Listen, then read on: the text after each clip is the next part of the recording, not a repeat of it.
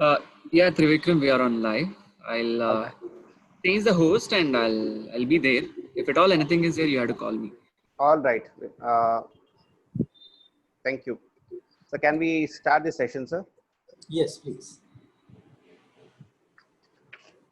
Good evening. A very warm welcome to all of you to the webinar series hosted by Advocates Association Bengaluru. We have with us today Mr. DLN Rao, Senior Advocate, High Court of Karnataka. Sir, it's an honor to have you with us today. Welcome to the webinar. Grateful to you. Now I take the honor of introducing our today's speaker. Mr. DLN Rao was born in Bellary and obtained his BSc degree from St. Joseph's College, Bangalore. He graduated law from Renukacharya Law College, and he has also completed a PG diploma in Social Service Administration from NISS. He enrolled as an advocate in 1970 and joined the chamber of Sri H.B. Datar. Sri late Doddi Gundu Rao, father of Sri DLN Rao, was a fourth generation lawyer, and that legacy is continued by Mr. Rao and now by his nephew Sri Anirudh Anand.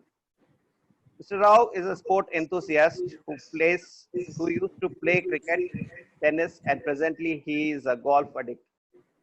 He has gone around the world to watch cricket, and he is passionate about cricket. Mr. Rao has appeared in number of mining cases on land acquisition, civil law, work law, service law, constitutional law, environmental law, land revenue, to name a few. Traveling is his another hobby, and he has traveled up to Himalayas and many more countries around the globe.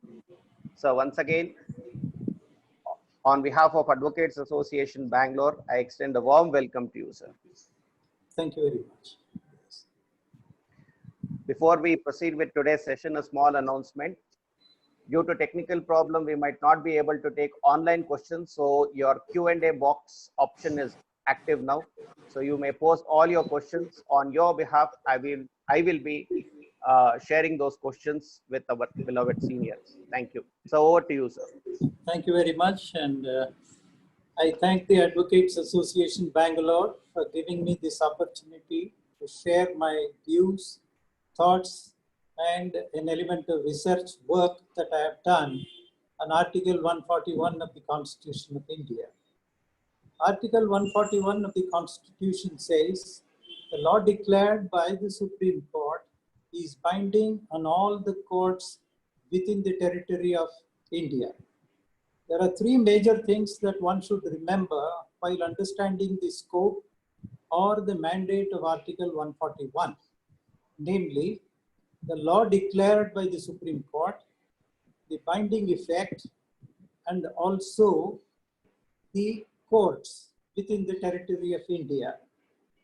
Guardedly, the article is framed in such a way that it does not include the Supreme Court.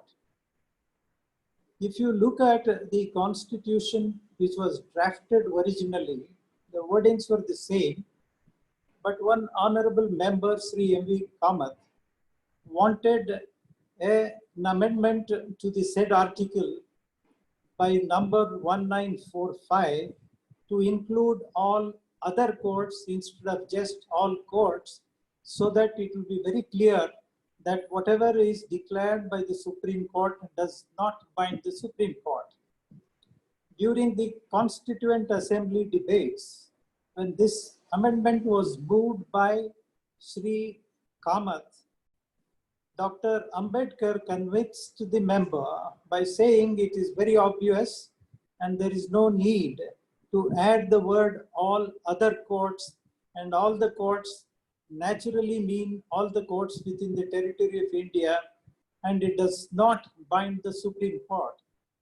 The debates clearly say, and subsequent judgments also say and lay down, that the option or the window for the Supreme Court is always left open with a singular object to see that any further changes in the policy, further changes on account of public interest, further changes to correct its own mistakes, further changes to review its opinion expressed once should be left open. But I would be guarded in my submission to the effect that in the guise of this particular enunciation that it does not bind the Supreme Court, the apex court has been always very, very careful in using this particular power. They have always respected the law of precedent. They have always respected the binding effect or the nature of the earlier judgments. Only when there is a conflict of opinion, only when there is a change required, or when the interpretation on the face of it does not look to be correct, the Supreme Court has kept this avenue open to refer to a larger bench for more clarification. I will be dealing with all these aspects a little later. As an introduction, this is what I said. Coming back to three different components of Article 141, namely declaration of law. What is declaration of law? Declaration of law very clearly says and means that interpretation and applicability of the relevant provisions of the statute to a given set of facts. And initially, the judges or the bench which hears will have to very clearly assimilate the facts, assess and analyze the facts, and to come to a conclusion what are the facts which are involved, what are the pleadings, and what are the issues or the points which arise for determination. On the basis of the points and issues which come up for determination, a judgment is rendered or a conclusion is reached which becomes the law declared by the Supreme Court. One should be very, very careful in understanding what is the declaration of law. You cannot simply apply a particular judgment to all sets of facts. That is the meaning of declaration of law. Then the second component of this article, namely the binding effect. What is the meaning of binding effect of a judgment? The judgment binds in a subsequent proceedings if the facts involved in subsequent proceedings, and more than the facts, the issues or the points which arise for determination alone has to be looked at. And if a situation arises in a subsequent case and there is already a judgment of either a larger bench or a co-equal bench on the same analogy or on the same interpretation of the same provision of law, then it binds the subsequent bench or subsequent case. That is the binding nature. A mere incidental observation or a finding which is given as a passing reference when the issue itself did not arise for consideration does not become a binding precedent. This is a salutary principle in understanding the scope of Article 141.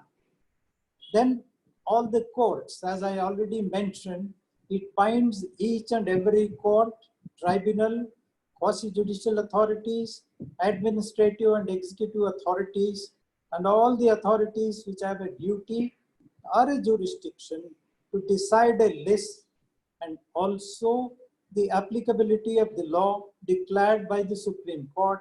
They are all bound by it.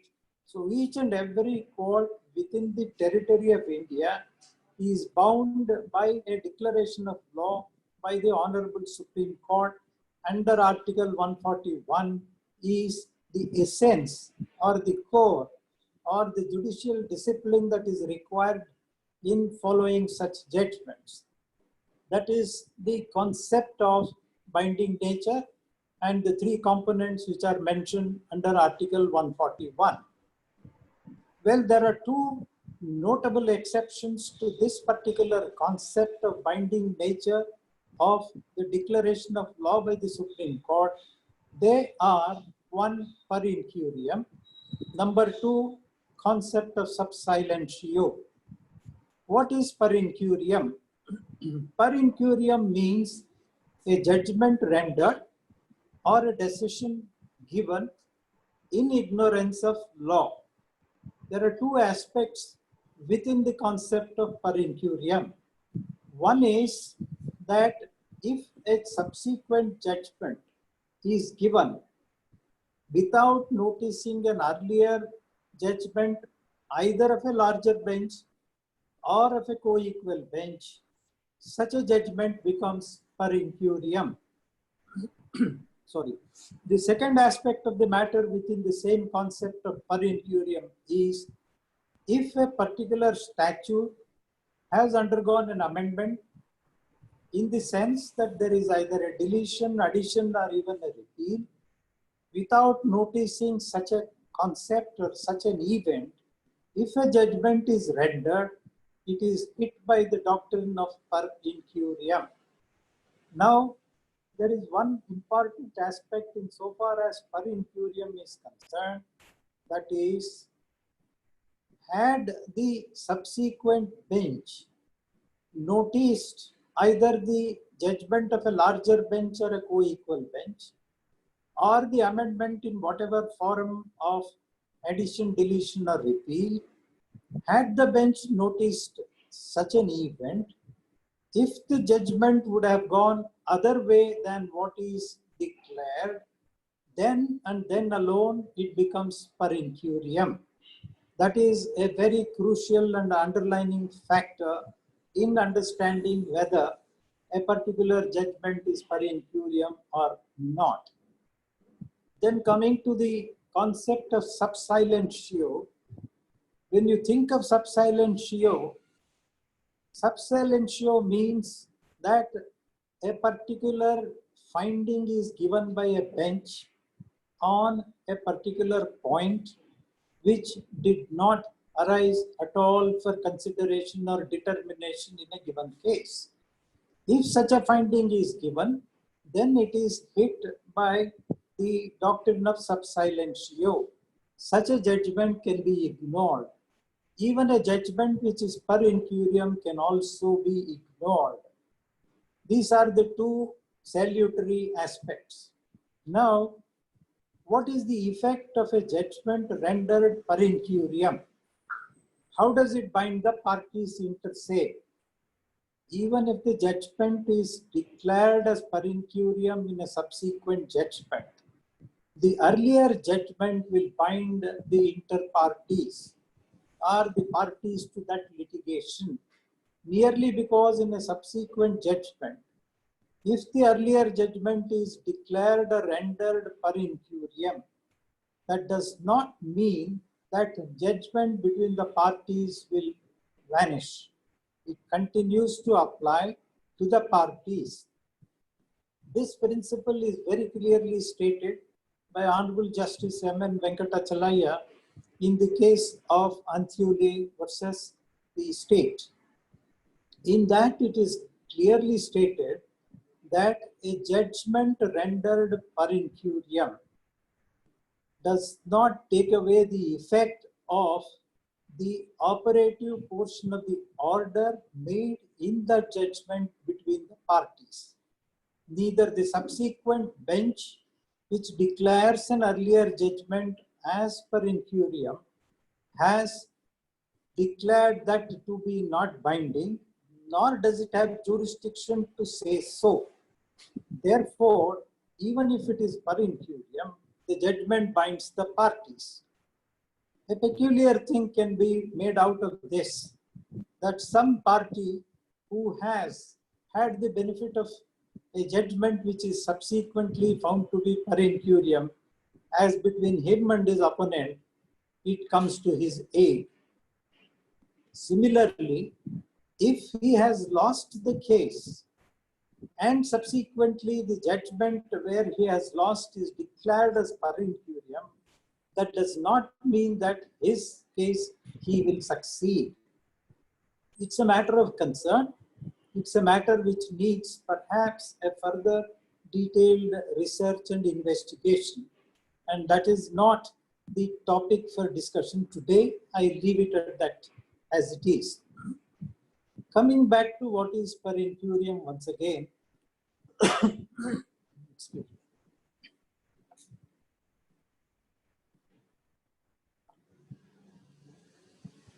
Coming back to what is per incurium, one has to see whether the judgment rendered earlier, the points for determination, the points which arise for consideration also occur in a subsequent judgment, or it does not occur.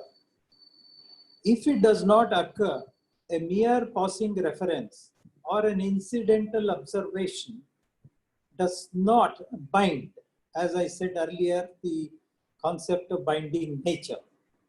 But while giving such a judgment, if the facts and points are identical, but the earlier judge bench, either co-equal or a larger, has not looked into even a larger bench judgment, then a co-equal bench can always say the earlier judgment is per incurium. There are two options open. Either you can seek a reference to a larger bench to consider that aspect by giving reasons to the effect that there is an earlier larger bench judgment which is not noticed in a subsequent second judgment, which has come to the notice of a case in a third judgment. For example, if there is a constitutional bench judgment which is not looked into by a bench of 3 judges, and the same question arises before a bench of 2 judges, what is the course open to the 2 learned judges? Can they say the judgment of 3 learned judges, which is contrary to an earlier constitutional bench judgment which they have not noticed, can the division bench subsequently say that it is per incurium?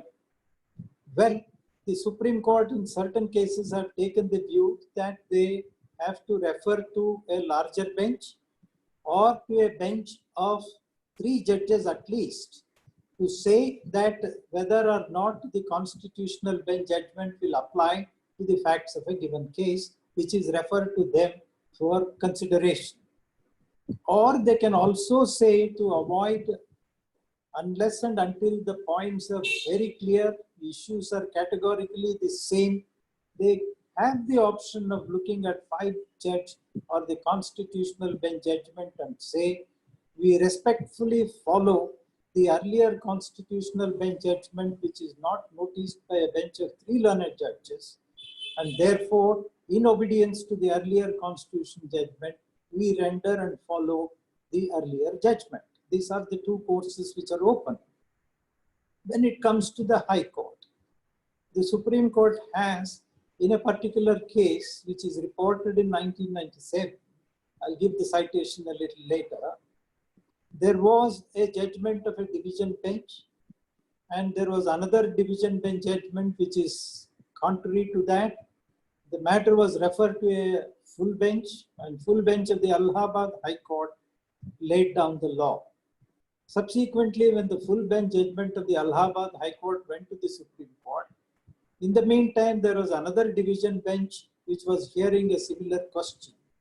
In the High Court of Allahabad, they wanted to look into 2 subsequent Supreme Court judgments and say that the full bench may not be correct because they would like to follow the subsequent, or one was subsequent, one was earlier judgment of the Supreme Court under 141. The Supreme Court in that case categorically laid down, when a particular state enactment in your case, in your High Court, within your jurisdiction, a full bench has laid down the law, it is appropriate for you to follow that, or at least refer it to a larger bench or a full bench, rather than sitting independently and considering it independently the issues involved in the judgment of the Supreme Court and in the judgment of the full bench, and then give a verdict. That they have deprecated and said, go back and refer it to a full bench or follow your own full bench. A similar thing occurred in the British courts in House of Lords, where Lord Denning, sitting in the Court of Appeals, has ruled that a judgment of the House of Lords is per incuriam. Then the matter came up before the Supreme Court, before the House of Lords. The House of Lords expressed their dismay, categorically said, Lord Denning and the other learned judge, his lordship, both have followed two judgments of the House of Lords, which they are saying now, in this case as per incuriam, had no business to say that it is per incuriam. They have said in the hierarchical system, we cannot, of a higher court, say that it is per incuriam, and we should only refer it to a larger bench within our own frame, or simply follow it and leave it to the House of Lords to decide. They have passed virtually, if I can use the word, strictures against Lord Denning that was reported in 1972 appeal cases. The judgments list will be given at the end. Now, what else can we decide, or what else can we understand by the concept of per incuriam? And when can we say it is per incuriam? Take the case where a division bench of the Supreme Court analyzes a judgment of a bench consisting of 3 learned judges, which had perhaps ignored an earlier larger bench. The division bench follows this judgment of 3 judges and lays down in ignorance of the judgment of the constitutional or a larger bench judgment. When the matter comes before the High Court, it is laid down by the Honorable Supreme Court that if a judgment, in your opinion, is found to be per incuriam and you want to follow a larger bench judgment to the Supreme Court as an exception, but if that judgment has been looked into, that is the 3-bench judgment has been looked into by the Supreme Court, you have no option but to follow it and let the parties carry it to the Supreme Court or trash out such a question in a subsequent proceedings which will arise before the Supreme Court. This is how the concept of binding nature has come into being. And the fact that any judgment which binds all the courts, the core issue being that there should be a finality, there should be a final verdict which the citizens of the country will have to follow, the citizens will have to look into and then adjust their affairs in accordance with the judgment laid down by the Supreme Court. Judicial discipline also requires that you have to respect the binding judgments and you cannot easily say any judgment is per incuriam. I would like to add with utmost respect at this stage that every judgment is a judgment of the court and it is not an individual judgment of a particular judge. Having said so, what I would like to mean and explain is that when such a judgment is rendered, in a subsequent case, no judge can express his intelligence. He cannot show his intellectual acumen and make a fine distinction to differentiate between an earlier judgment and the case on hand, only to avoid the question of binding nature. Such an exercise, my friends, is contrary to judicial discipline and should not at all be encouraged and should not at all be followed. A judgment is not an intellectual property of a particular judge. A judgment is a judgment of the court. It has got to be respected in all forms. Therefore, whenever a binding judgment is given, it should not be for a judge to make a difference between that and the facts, and it will be called as a difference without distinction. That is the concept which one has to understand in order to see that a finality has been reached. I would like to refer to only 3 to 4 cases a little in detail to say how these concepts have been explained by various courts, and in couple of cases how this has caused a lot of difficulties for the clients and the lawyers to understand as to which judgment should be followed. If you take the latest judgments of the Supreme Court on Section 24 of the Land Acquisition Act of 2013, a bench of 3 learned judges in the case of Pune municipality has laid down that deposit in the treasury is not a deposit, and it attracts the concept of lapsing of acquisition proceedings. In a subsequent judgment, when it came up before a bench of 3 judges in Indore municipalities, Indore Development Authorities case, a bench of 3 learned judges who heard the matter, 2:1 in majority, have said that Pune municipality is per incuriam. They have not looked into certain provisions of the 1894 Land Acquisition Act, which was repealed under the 2013 Act. One of the learned judges of the bench of 3 learned judges has categorically said, even if I agree with the reasoning, being a member of a co-equal bench, I cannot say the earlier judgment of 3 learned judges in the Pune municipality case is per incuriam. He has given a different judgment all by himself, not agreeing to say it is per incuriam. Subsequently, this came to the notice of a bench of 3 judges who had 2 of them, 2 of the learned judges in the subsequent bench of 3 judges were parties to the Pune municipality case. Then they said, we will hear at length whether a co-equal bench, that 2:1 can say a judgment of 3 judges in Pune municipality can be considered as per incuriam. They adjourned the matter. They wanted the registry to collect all the cases involving similar questions to be heard together.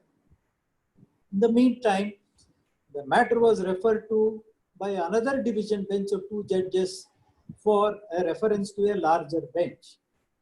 At this stage, I am a little perplexed, pardon me for using this word, because of the fact that when 2 learned judges sought a reference, the matter was listed by the registry, perhaps at the orders of the Honorable Chief Justice, before a bench of 3 judges. Believe me, how could a situation like this be resolved again by a bench of 3 judges? The first judgment of Pune municipality is by 3 learned judges. Subsequently, a bench of 3 learned judges, 2:1, say that is per incuriam. Again, another bench of 3 judges say that we will hear this issue and see whether it entails a reference to a larger bench. Another 2 learned judges refer it to a bench of 3 judges, and the 3 judges will sit together and again render some verdict.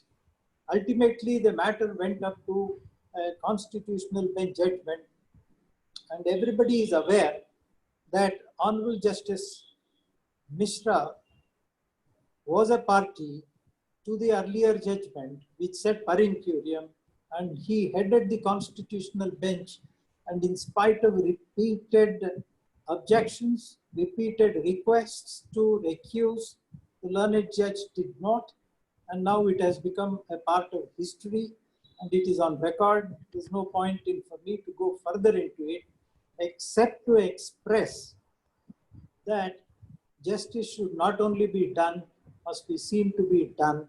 But however, the learned judges unanimously said there's nothing wrong and there's no need for Honorable Justice Mishra ji to recuse himself from hearing that case. Anyway, the judgment is rendered by the Honorable Supreme Court, which literally has overturned the Pune municipality. And they have also, no doubt, rendered a judgment which has answered several important questions, and it has settled several doubts in the minds of various lawyers. Is it not a case where a 3-judge bench can say or cannot say the earlier judgment is per incuriam. If it is co-equal, they themselves ought to have referred it to a larger bench. That is exactly what I am trying to convey. The second case which I would like to refer to at this juncture is a case concerning with taxation on royalty. There were several statutory provisions, or I would say legislations of various states. They have enacted a law to levy, in addition to royalty in the case of mining leases, a certain amount of tax. The several high courts have taken views one way or the other, and ultimately in India Cement's case, a bench of 7 learned judges have taken the view that royalty is nothing but tax. Under the mining law, the power to levy royalty is by a notification. It is delegated to the central government by issuance of a notification. If that is what they say, and if a state which makes a law to add a tax, they have said that the state lacks legislative competence. And that is how a bench of 7 learned judges unanimously have taken the view that royalty is a tax and you cannot add by a state legislature any further financial burden which is hit by Article 265 of the Constitution. And therefore, that is the verdict which is rendered by a larger bench. Now, a question arose in Kesoram Industries case by a constitutional bench. They have gone into several earlier constitutional bench judgments, judgment of 2 learned judges, judgment of 3 learned judges, where they have dealt with the question of legislative competence. They have fallen in line with India Cement's case. In the Kesoram Industries case, which very unfortunately gone to the extent of saying all the earlier judgments are wrong. They have also explained India Cement's case without using the word per incuriam. Very cleverly they have explained 4:1 to say that the question of royalty being a tax is not a finding given in India Cement's case, because there is a typographical error. What they meant is something different from what is printed, written, and signed by all the learned judges. This is how they tried to come out of a situation of binding nature, and they tried to explain a judgment of 7 learned judges. Look at the amount of, should I call it a waste of judicial time? Because the matter now stands referred to a bench of 9 learned judges to understand the scope and ambit of the earlier larger bench judgment of 7 learned judges.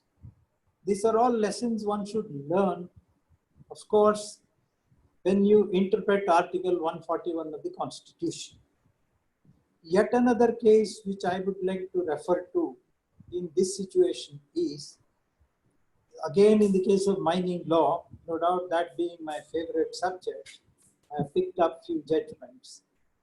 In 1985, in the case of Bansiram Modi versus State of Bihar, reported in 85, Supreme Court 814, I guess, where they have categorically laid down that in a particular mining lease which was granted before coming into force of the Forest Conservation Act, the lessee or the leaseholder has a right to carry on mining till the end of the lease.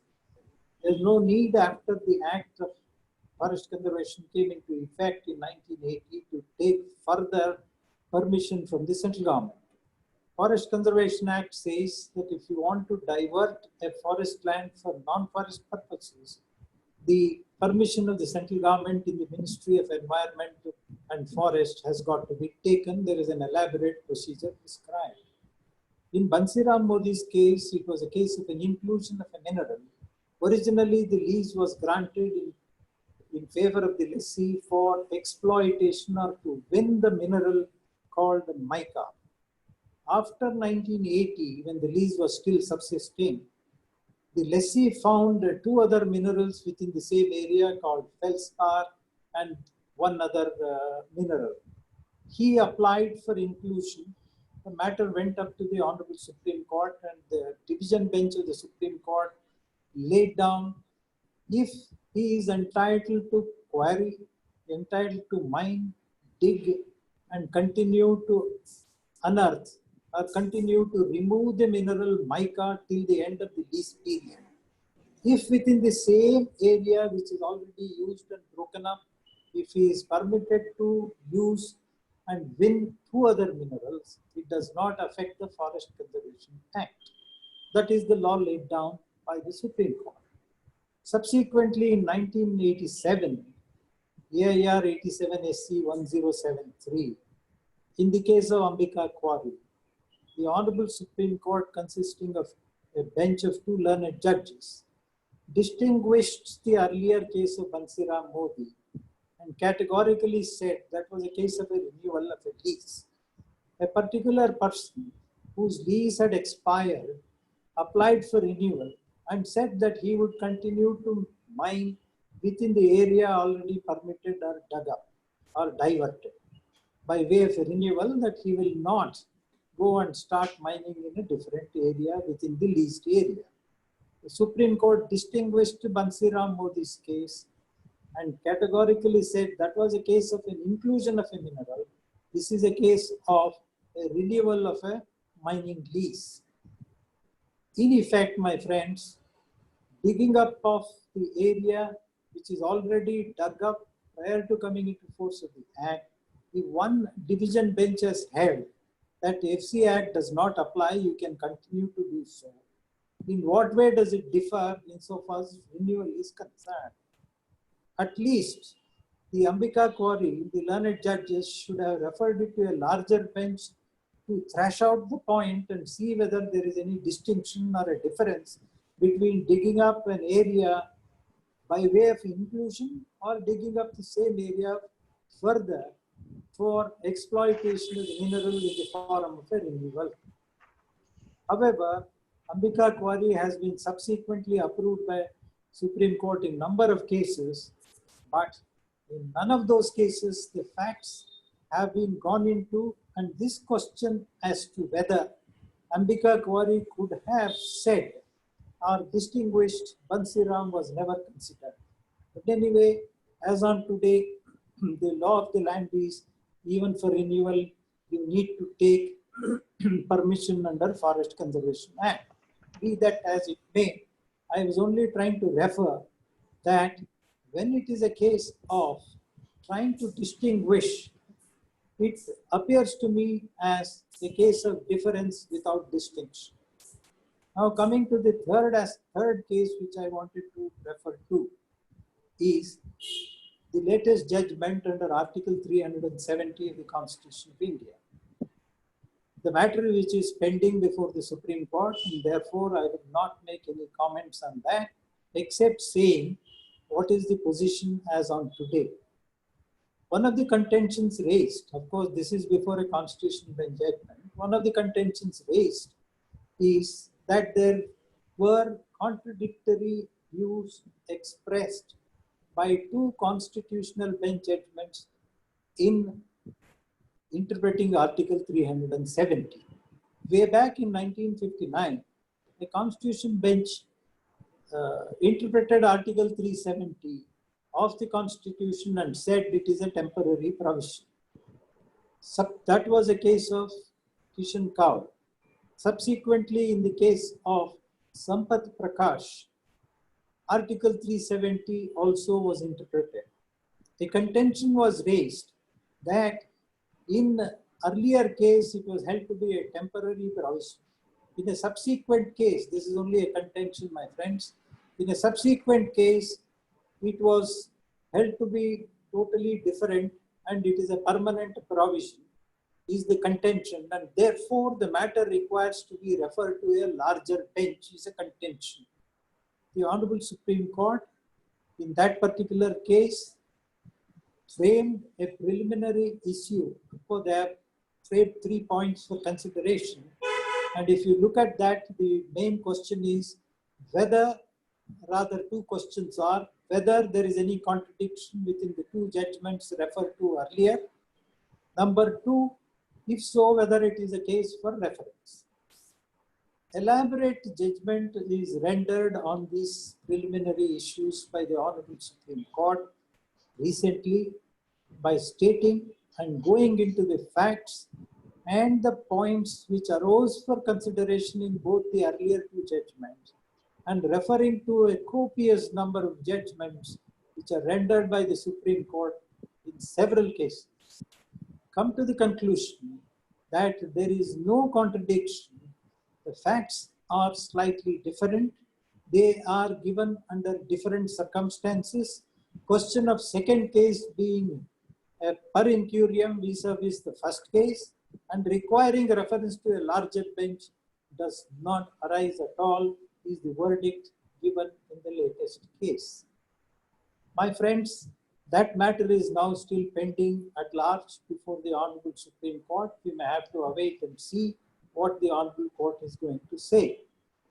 In sum and substance, what I wish to convey is that there should be a finality, there should be a confidence, there should be a trust in the public, in the citizens of this country, that they can safely understand the judgment of a court to be final so that they can adapt, they can adjust their line of business, they can adjust their, and focus whatever they are doing within the framework of or within the four corners of the judgment laid by the Honorable Supreme Court.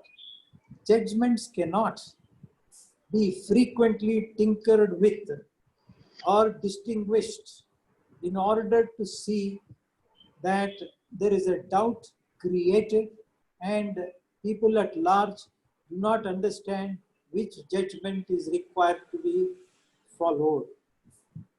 There is yet another concept or yet another aspect which I would refer to and then conclude. If you look at two major judgments pertaining to interpretation of Article 368 of the Constitution of India, in Golaknath's case and Keshavananda Bharati's case. In Golaknath's case, correct me if I am wrong, they said that under Article 368, when the power to amend the Constitution itself, they have said you can't amend the fundamental rights.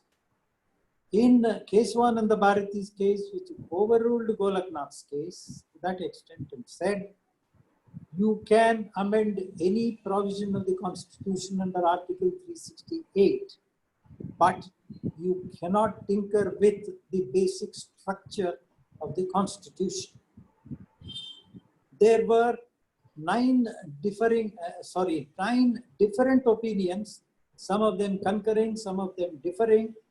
And believe me, my friends, how many of us, at least I confess, that I have not been able to understand exactly the nature of a finding which can be called as a binding effect point to point in subsequent authorities.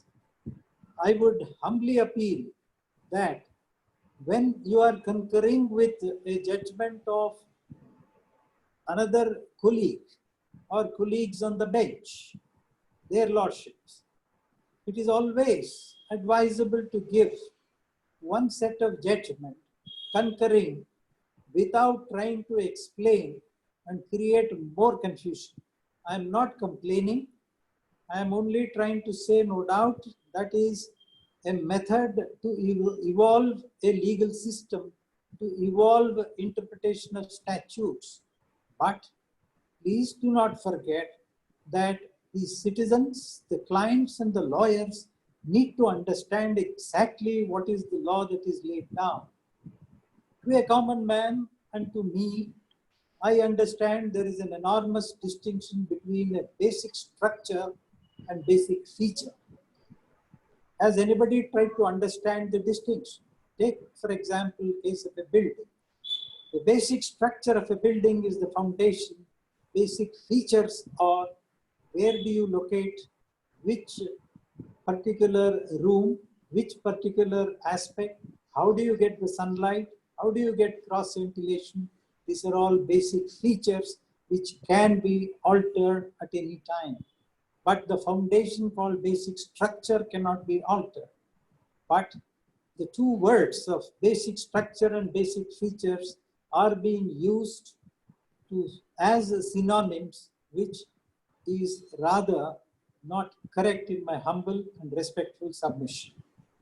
I conclude by saying that when I was arguing a particular case, which is more in the form of an anecdote, before a learned judge of the Honorable High Court of Karnataka, it was a case of applicability of Section 24 of the Land Acquisition Act of 2013 to acquisition proceedings initiated under KITB Act or under the BD Act.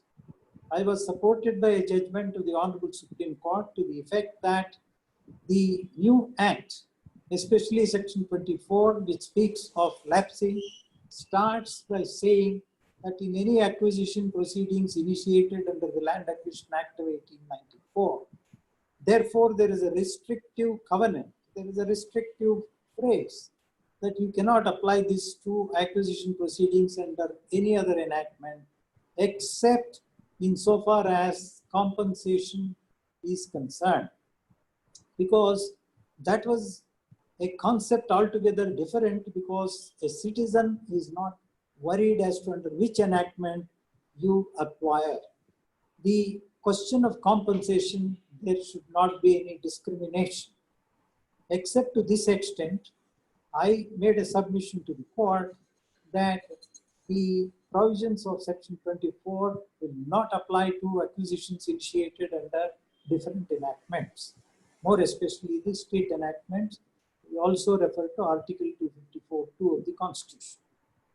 And while concluding, I made a remark on a lighter vein with the permission of the judge that if any judge wants to have a peaceful life, both in his profession as well as in his personal life, I said, you must be an agriculturist. The learned judge was taken aback. He said, what do you mean?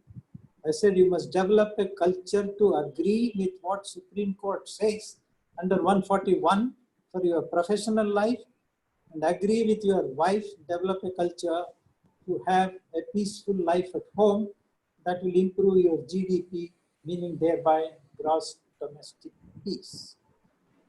And to my pleasant surprise, and to be set to the credit of the learned judge, I salute him for saying this.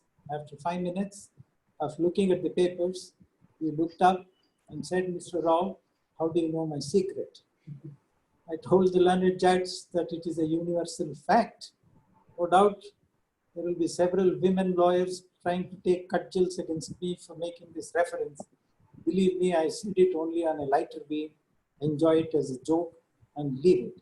And to conclude, I would recollect what my friend Trivikram said in the beginning, that I am the 5th generation lawyer, and my nephews, Mr. Anirudh Anand and Mr. Vishal Badri, sister's son, both are practicing lawyers of the 6th generation.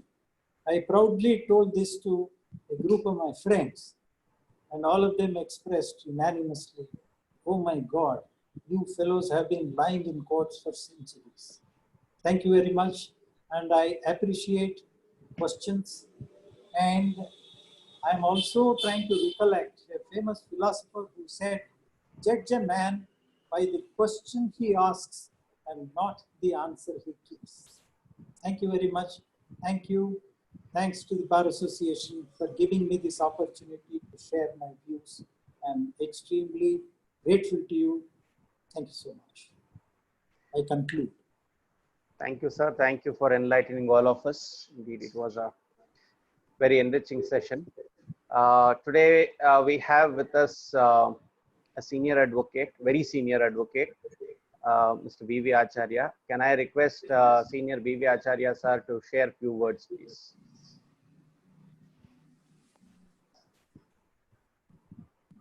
Hello, Please, sir. are you hearing me? Yes, sir. Yes, We are sir. able to hear you, sir. We are able to hear you, sir. It's a pleasant surprise that you call upon me to speak. And last time also it so happened, I heard Sri D.L.N. Rao's speech fully. I fully agree with him on almost all the points he said. But the most important point that he has made out is that law of the land must be clear and certain. You can't go on changing the law. Once a judgment is given and the people act on that judgment, after some time, some other judge, because he feels something different, he can't ignore this judgment. That is the fundamental principle. It is also one of the accepted principles that if one interpretation of law is given in a case, subsequently another bench, even though they may be inclined to take another view, they should not disturb it, because people have accepted this as the settled law. And Mr. Rao has clearly explained the principle of per incuriam. Per incuriam only means in ignorance of law. If you have given a judgment ignoring a relevant statutory provision or a binding decision, then it is in per incuriam. And that can be said only by a coordinate bench or the particular court. A subordinate court can't say the decision of a superior court is per incuriam. This is the settled principle. I also fully support Rao's view that while deciding important cases, there may be a bench of 10 judges, 11 judges, or 13. Each one can't write a separate judgment or running into hundreds and hundreds of pages. And ultimately, it becomes very difficult to find out the ratio. Therefore, according to me, if all the judges agree, there should be only one opinion of all. Or if there is difference, one should be majority view, another should be minority dissenting view. Unless the judges themselves maintain this discipline and give judgments, only two judgments, it will be very difficult to find out the ratio, because what binds you, binding decision means not every word which is stated in the previous judgment. Ratio of that judgment will be binding. So you must know what is the ratio. It should be very clear and precise. If different judges write different things, then every observation made is not a ratio. Arbiter is not a ratio. Therefore, another point which I would like to say at this moment is, he referred to Keshavananda Bharati case, where there are 9 or 10 judgments by different judges. It becomes very difficult to understand what it is. 1,000-page judgment. I feel, and I have always been saying this, we in India should follow the practice of Privy Council. Now kindly see the judgments of Privy Council. However complicated the matter may be, the judgment doesn't go beyond 4 or 5 pages. But in our country, somehow they have developed a practice of writing long judgments. I think it is better short judgments are written. In fact, today I found Justice Chandrachud, Dr. Chandrachud says because of the COVID-19 and the problems, he is not using the stenographers and is typing the judgments himself in his laptop, and therefore he says his judgment has become short and precise, and this is a good development.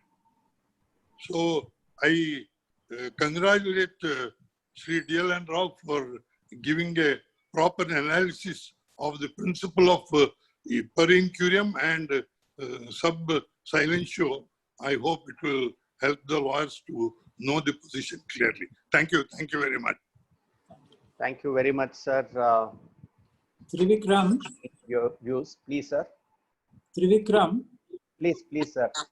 I had mentioned that I have a list of authorities. Do you think I should give it right away or wait for question and answers? You can give it right away, sir. Post that we can start with the Q&A session. Meanwhile, learned members can pose their question through Q&A box, and we'll be taking up few questions online. I'll make a reference to the judgments as quickly as possible. Please, sir, please. The principle is what is decided and not what logically follows is a binding precedent. See 2005, Volume 2, SCC 489, 2005, Volume 2, SCC 489, 2012, Volume 9, SCC 685, paras 18 to 20. Next, a slight difference in understanding will make a lot of difference in the judgment and binding effect. 1990, Volume 1, SCC 207. 1990, Volume 4, SCC 207. 97, Volume 6, SCC 588. Then the principle is, it is not fair or proper to read a sentence from the judgment of a Supreme Court divorced from the context in which it is written, treating the said sentence as a complete declaration of law. 2003, Volume 2, SCC 111. 2003, Volume 2, page 111. And 1996, Volume 6, SCC 665. Then observations of a bench on a point not arising for a decision or debated is not a binding precedent. This comes under the principle of sub silentio, that is 2001, Volume 7, SCC 346. Then a decision should be understood in the context in which it is rendered. 1901 Appeal Cases 495, 1999 Volume 6, SCC 172. There are a number of other judgments on this principle. An observation should be understood in the light of the question which is raised for consideration. AIR 2005, Supreme Court 2904. Then arbiter cannot take the place of a ratio. Ratio decidendi is a binding precedent, whereas arbiter is not. AIR 1968, SC 647. Then 3 more judgments and I'm done. 1997, Volume 5, SCC, page 1. That is when I spoke about a division bench to follow a full bench judgment of its own court. Then AIR 2002, Supreme Court 771. You cannot simply follow a factual situation of a case on hand and decided case has to be seen. You must look at the facts, interpretation of law. Then only binding precedent will come. Everything said in a decision cannot constitute a precedent. It has to be understood in the context in which it is stated. 91 4 SCC 139. Then the last one is 1998 Volume 6 SCC page 44. Ratio decidendi and arbiter must be understood very clearly. The first one being a binding precedent and second one is not. There are a host of other judgments, but I don't want to repeat and burden unnecessarily. Thank you very much, and I'm ready to take the questions and learn something from the type of questions I get. Thank you. Sure, sir. Thank you, sir. We have Mr. Chandrakant who has a question. He has raised his hand. Sir, please go ahead with your question. Mr. Chandrakant, I have unmuted you. Please go ahead with your question. Thank you very much for your motivated speech, sir. And to be honest, I heard per incurium word itself first time. And my question is, difference of opinion cannot be altered by giving universal law by amending the acts. Sorry? The various difference of opinions are there. That Yes. cannot be given as a universal law by applying the constitution or some of the laws. See, difference of opinion on a bench, it depends on the principle on which they are discussing the point for consideration. There can be a difference of opinion if a bench of two learned judges sit and both of them differ from one another. There can't be a finality of a judgment because they are differing views. So the matter has to necessarily go to a larger bench. But if in a bench consisting of more than two learned judges, even if one differ, the other two take one particular view, then the majority view will be the view of the court. That's the law. Thank you, sir. We have Mr. Samit who has a question. Mr. Samit, you can unmute and pose your question. Sir, thank you for your very academically enriching speech, sir. One question that I have is whether when the Supreme Court states that only there is no substantial question of law involved, therefore we find no merit in entertaining this appeal and dismisses an appeal. Does that mean the order of the lower court against which the appeal has been preferred becomes the law of the land? See, under Article 136, when you file an SLP and seek leave to file an appeal, the law is you have to think of doctrine of merger. If the appellate court expresses an opinion and then says, however short the reasoning may be, then the judgment of the court or the High Court which is appealed against will merge with the judgment of the Supreme Court. Then that becomes the law of the land. That's the principle involved. Okay, sir. Yes. But if the leave to appeal itself is not provided, does If that mean the doctrine sorry. of merger comes in?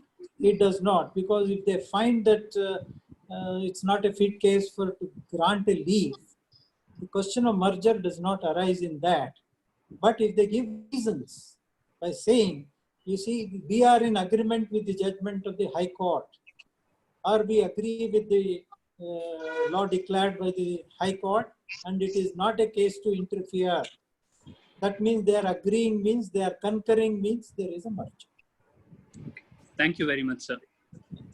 Thank you, sir. We'll take up one question offline. Mr. Rajesh has a question.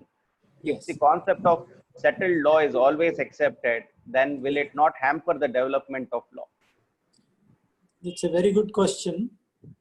I have said in the beginning of my talk that under 141, it binds all the courts within the territory of India. Question is, does it bind the Supreme Court itself? The answer is no, as I categorically said.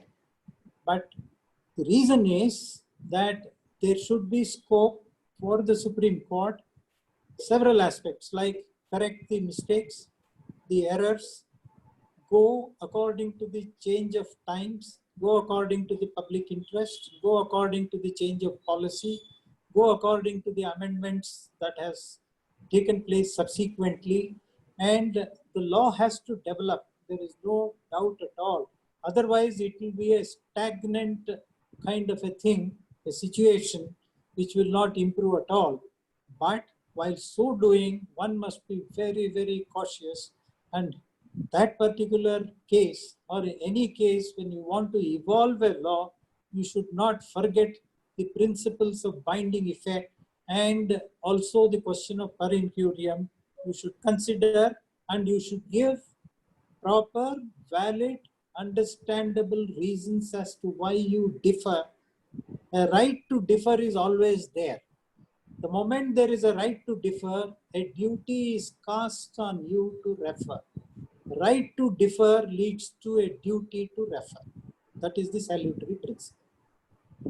And the larger bench will lay down the law. If the larger bench also says that what is stated earlier is the correct law, that continues, and unless and until that gets changed.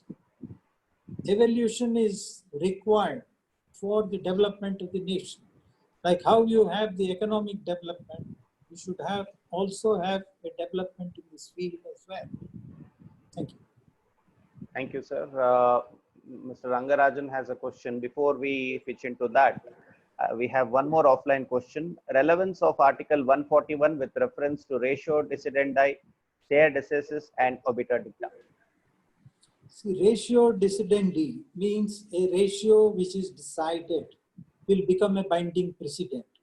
Obiter is an incidental observation. I've given a list of authorities where I have categorically stated that ratio decidendi is a binding precedent and obiter is not. That has also been considered in Anthule's case. That is the principle. All right. Thank you, sir. Mr. Rangarajan, I'm unmuting you, sir. You can unmute yourself. Yes. Namaskara, DLN Rao. Namaskara, sir. Chanagidira. First class, sir. Really. Now, the principle of law is Yes. even an erroneous judgment is Yes. binding till it is set aside. Correct. Now, in the context of a judgment rendered in per curiam, if that judgment remains in force, let us say for about 10 years, Yes. and thereafter only another bench gets the opportunity to look into that and say, no, that judgment rendered 10 years ago was a judgment rendered in per curiam. Now, in these 10 years, the whole judiciary, excepting Supreme Court, would have followed a judgment rendered in per curiam. Will it not lead to an anomaly? There are two things which I would like to answer. The first one, I have said and quoted what Honorable Justice M.N. Venkatachalaya in Anthule's case stated, that even a judgment which is per incuriam binds the inter partes. A subsequent judgment which says an earlier judgment is per incuriam cannot take away the effect of binding nature inter partes, nor does it have jurisdiction to declare that the earlier judgment which is held to be per incuriam does not bind the parties inter se. That is one principle which is found in Anthule's case. The second aspect of the matter is, if you recollect with your rich experience under Rent Control Act in Karnataka, how we struggled, filed eviction petition, subsequently all those things then have been scrapped, all the decrees have gone, the law changed, then we filed civil suits, then again the law changed for 20 to 25 years, as Honorable Justice Arvind Kumar yesterday explained in detail. The same thing has to happen, but it is inevitability. Sometimes these things do happen. But the main thing that has to be remembered is, even if it is per incuriam, it is a judgment till it is set at naught by the Supreme Court under 141. It continues to bind all the high courts. They cannot say.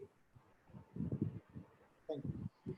Thank you, sir. Mr. Harish, you can go ahead with your question. Good evening, sir. I think my question was that on the obiter dicta, which you just now asked, but still there's one more. Relevance of the principle of stare decisis with reference to Article 141. What exactly do you understand stare decisis? Decisions. You have heard the word. Sorry? decisions should prevail. Yes, there is a relationship between obiter dicta and stare decisis compared to mere, the obiter is different from ratio decidendi and stare decisis. They have, if I am permitted to use the words as synonyms. See, the main concept is ratio decidendi and the obiter. Obiter is an incidental observations, whereas ratio decidendi is a judgment which is rendered after interpreting a particular statutory provision. That becomes a binding precedent, not an obiter, incidentally making a reference. Because as lawyers have the tendency and habit of expanding their submissions, going a little beyond the issues or points for consideration. And the learned judges would say that so and so, in addition to have made such an argument, and some passing reference is made, an observation is made, which is not even a point involved for consideration.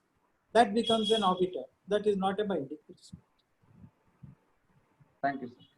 All right, thank you, sir. Can we have the next question, please? Can we have the next question? I see a couple of them raising their hands. I have promoted them to the panelist. If you again raise your hand from the panelist, I'll be able to put you, unmute you and allow you to pose your question. Yes, Mr. Kamaleshwara has a question. Yes, sir. Please go ahead. Sir, you will have to unmute and ask your question. Yes, you are unmuted. Please go ahead with your question. Sir, today we are really blessed. Thank you very much. Sir, I have one question, sir. Yes, please. As I learned that you are in authority of the mines and mineral cases. Oh, no. Sir, one thing is, earlier, my lord, the private owner shall not take the license while extracting mines in the private land, as held in Undamada city case. Now, recently, Lord Chair Kumar has reversed that view. Sir, what do you say?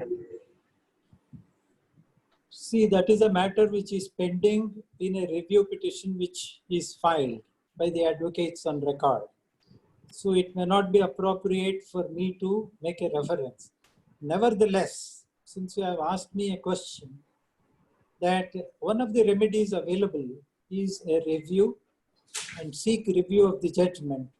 And the other remedy is to approach the Honorable Supreme Court. In the forum of review, certain grounds are raised, which is now to be considered by the Honorable Court. So to make any comment when it is sub judice will not be appropriate on my part. So I do not venture to answer that question at this stage. If you want to independently ask me, you are welcome to do so. Thank you. Thank you, sir. Mr. Gupta has a question. Yes, sir. Sir, quickly, you will have to unmute. Next will be Mr. Raj Shekhar, who is raising his hand. Sir, namaskara, DLN Rairge. Namaskara, sir. Chennagidira. 1.25 ಗಂಟೆ ಒಳ್ಳೆ script ಬರ್ಕೊಂಡ್ ಬಂದಿದ್ದೀರಾ, film script ಬರ್ಕೊಂಡ್ ಬಂದಿದ್ದೀರಾ. Thank you very much. Thank you. Namaskara. Mr. Raj Shekhar, please go ahead with your question quickly. Sir. Yes, sir. Yes, sir. Sir, my question is whether an arbiter is completely precluded being pressed into service at any point of time, however relevant it would be. See, the fact, there is an answer in your question itself. What I mean to say is, arbiter means what? What have you understood arbiter to be? It's Arbiter only... is, sorry? Yes, yeah, go ahead. Please. Arbiter what is it is incidental observations. Please. If an incidental observation does not have or does not change the course of a decision, then that cannot be considered as a binding precedent. If you look at Article 141, that's why I said there are three different concepts. One is declaration of law, the other one is binding nature, the third one we may leave it to all the courts. Now, if it is a declaration of law and binding nature, to declare a law, a point for determination, an issue must arise for consideration. And if it is dealt with in detail, depending on the facts and documents, evidence, etc., and then that decision becomes a binding precedent. Incidentally, you make an observation which has no direct bearing or a relevance on the issue for consideration. That being an arbiter has no binding precedent value. My only clarification, sir, which I thought was, can that be used as a basis even to impress upon the court for some reason in a subsequent matters when it's addressed to the court, sir? You can perhaps develop an argument at some point of time. If you recollect, at some point of time, even arbiter was to some extent considered as binding. But later the Supreme Court, in several cases, I cannot offhand tell you, said that arbiter is an incidental observation which does not come within the concept of Article 141.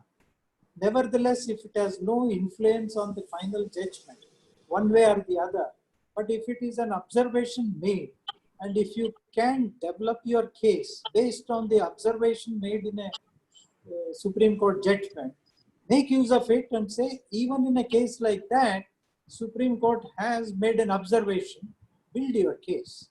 But you can't press into service that as a precedent. Thank you, sir. Thank you. Thank you, sir. Yes. Do we have any more questions before we conclude the Q&A session? I repeat, do we have any more questions? I think that's all for the day, sir. So on behalf of Advocates Association Bengaluru, I extend my sincere thanks to you, sir, for today's presentation. Thank you very much. Thank you. Great. I also take this opportunity to thank our senior advocate, Mr. B.V. Acharya. Thank you, sir. So with your permission, we'll be logging off the session. Thank you so much. Thank you very much for this opportunity. Log off.